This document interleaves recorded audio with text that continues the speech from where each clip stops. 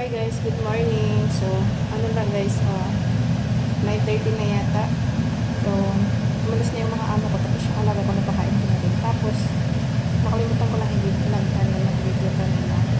Magluto din ako ng ito.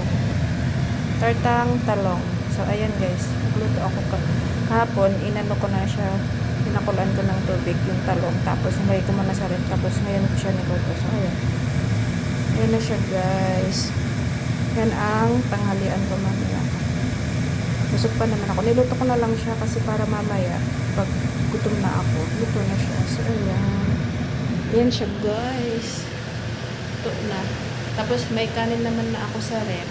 Yung tira namin kagabi kasi dami kaming tirang kanin kagabi kasi konti lang naman yung kinain ng mga amo. Yung gulay ang kamunti kang naubos. Yung niluto kong gulay. Yun ang kamunti kang naubos. So, yun.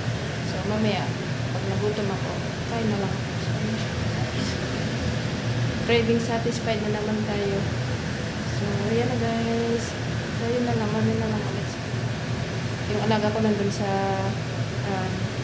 tarpaulin. Dun siya naglalaro. So, putan ko na siya. So, yun guys. Thanks for watching. Bye!